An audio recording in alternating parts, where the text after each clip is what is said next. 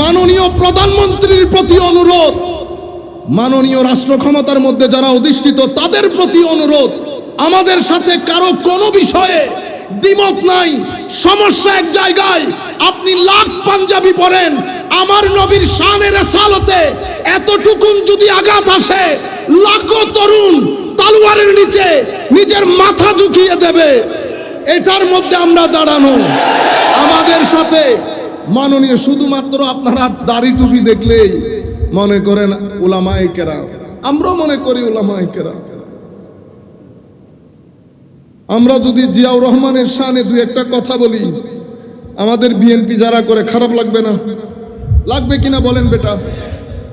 শুধু যদি শহীদ না বলি খারাপ লাগবে না? না লাগলে তো বিএনপিও না। আপনি যদি না লাগে তো বিএনপিও না। বিএনপিকেও ভূতে ধরেছে 50-60%। আপনারা নতুন নতুন লম্বা লম্বা দাড়ি রেখেছেন, দিন ধর্ম শিখতেছেন। আইডেন্টিটি পরিষ্কার করেন, আপনি কে? আপনি কে? আপনার বাপ দাদারা দিন ধর্ম পালন করেন নাই, ওনারা বুঝেন নাই কোনটা সত্য কোনটা মিথ্যা। আপনি গত 200 বছরের ইতিহাস পড়েন, বাংলার জমিনে কালমা পড়া কে শিখিয়েছে? ঢাকার বুকে কালমা কে শিখিয়েছে? চট্টগ্রামের বুকে কালিমা কে শিখিয়েছে? সিলেটকে কালমা কে শিখিয়েছে? 150-200 বছরে যাদের অক্লান্ত পরিশ্রমে, যারা হারামের গুণকে হারাম করে, মা বাবা ভাই বন্ধু ছেড়ে, কেউ ইয়েমেন থেকে, কেউ সিরিয়া থেকে, কেউ আফগানিস্তান থেকে আপনার ভূখণ্ডে এসে পাহাড়ে পর্বতে অবস্থান করে আপনাকে দিন শিখিয়েছে। এখন আমার মিঠা মিঠা ভাই আমাদেরকে শিখান, এটা বেদাত। এটাও বলছি কেন হচ্ছে, সম্মানিত উপস্থিতি, আমি অন্য জায়গায় চলে যাচ্ছি। আমি যেটা আপনাদেরকে বুঝাতে চাচ্ছি এবং সরকারের প্রতি অনুরোধ করব, এই দেশকে কোনো অবস্থায় উগ্রতার দিকে ঠেলে দেওয়া যাবে না। ধর্মীয় উগ্রতা একটা ক্যান্সারের মতো। ধর্মীয় উগ্রবাদ একদিনে জন্ম নেয় না।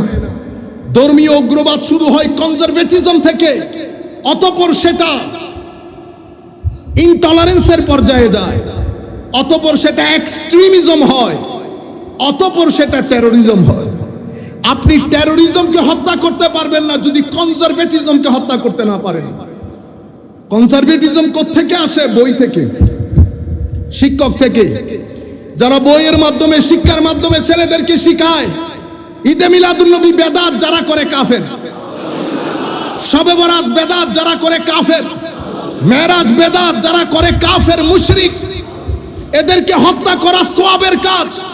যেই ব্যক্তি ফারুকি সাহেবের সিনার উপর উঠে তলোয়ার চালিয়েছে, সেই কিন্তু জিহাদ মনে করে করেছে। আজকে ফারুকি সাহেবের উপর উঠেছে, কালকে আরেকজনের উপর উঠবে। সুতরাং আইডেন্টিটি পরিষ্কার হয়ে যাক। আমাদের সাথে কারো কোনো ধরনের কোনো জায়গায় দ্বিমত নাই। আমরা শুধু এই রাষ্ট্রকে টলারেন্ট একটা রাষ্ট্র হিসেবে দেখতে চাই। এখানে এক রাষ্ট্রে সব মানুষ বসবাস করবে। সম্মানিত উপস্থিতি, সেই কারণে মাননীয় সরকারের প্রতি অনুরোধ থাকবে, মাননীয় মন্ত্রীগণ যদি কারো সাথে বসেন উলামা মাশায়েখ নিয়ে,